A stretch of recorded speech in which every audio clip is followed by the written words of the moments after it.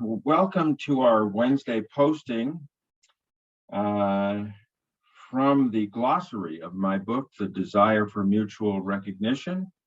And this week, our glossary term, we're still in the P's, and our glossary term is the point of social being, the point of social being.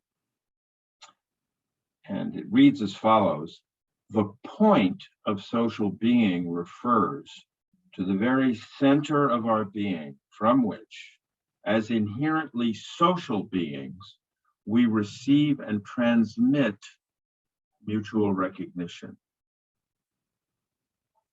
This point or center always subsists within us in every encounter, but it may be relatively inaccessible to the extent that our social being is primarily absorbed into the enactments of the false or outer self. So if you think of my newscaster that I've done so many times, the Red Sox win in a fire in Dorchester. When will the rain come again? I mean, Jim, you told me you would be here by now. Whenever our being is absorbed in the enactment of an outer persona like that, we may not have access to our presence. And yet our presence is the point of social being is our presence. It's the very ground of who we are.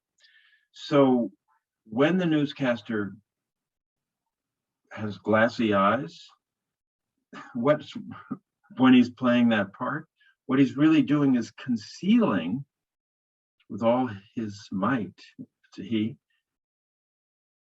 who he really is.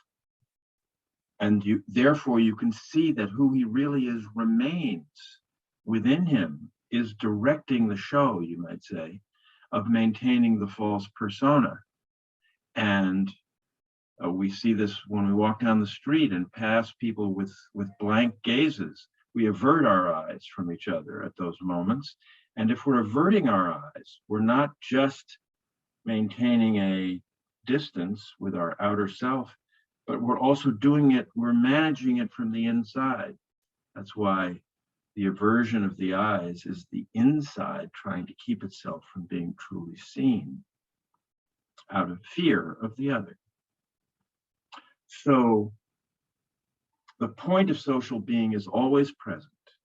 And in beautiful moments together, we can suddenly see each other at that deep level of ground as I and thou, dear listener. In the book on page, I misplaced it, page 31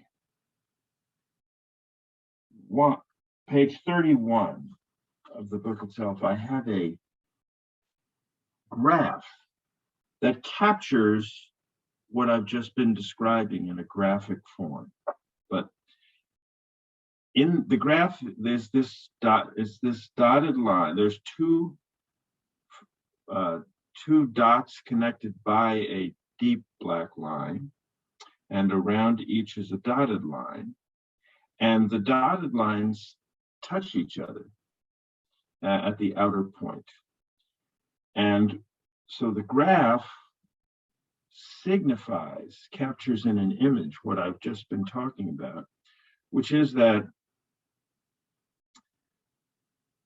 when we are relating to each other through the medium of our conditioned outer self, our enactments, we are connected at all times and actually watching each other very carefully from deep within and protecting ourselves if we don't want to be fully seen. That's the black line there connecting the two dots at the center of each of it. This is a two-person interaction here of each of the two beings. But the medium through which each person is manifesting him or herself is the dotted line, the manifested or conditioned self, which is what I call the outer self or false self in the book. Outer is really a better experiential word for capturing that newscaster who's outside of himself. So the outside selves are manifest in social behavior and connection, but deep down under it, there's the point of social being connecting each to the other.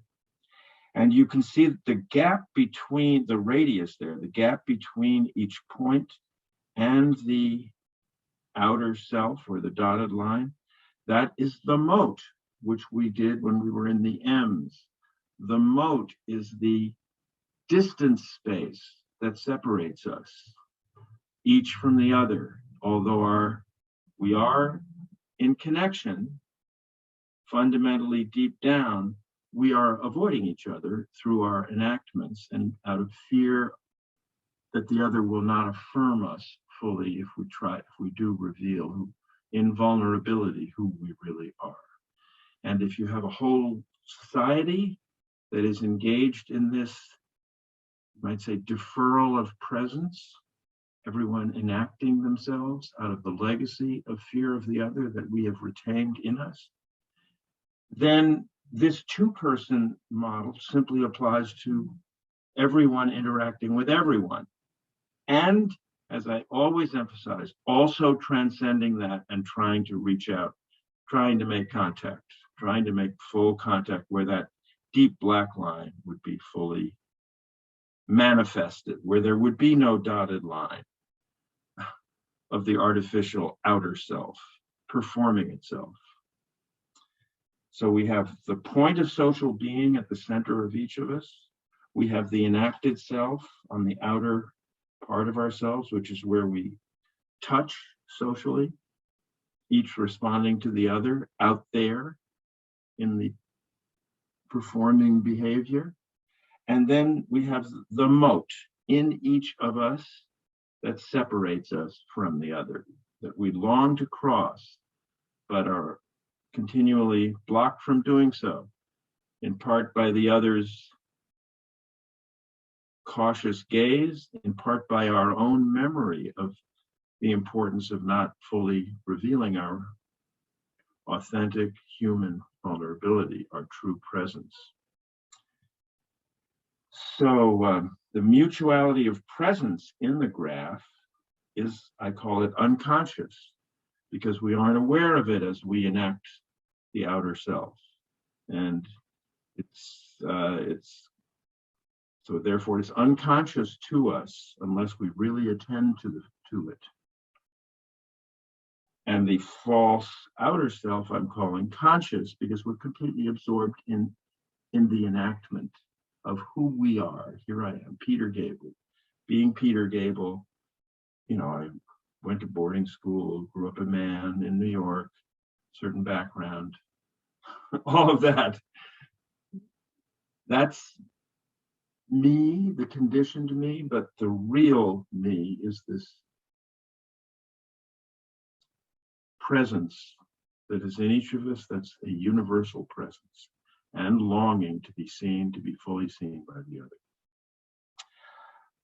I'm going to say that's the end of part 1 on the point of social being.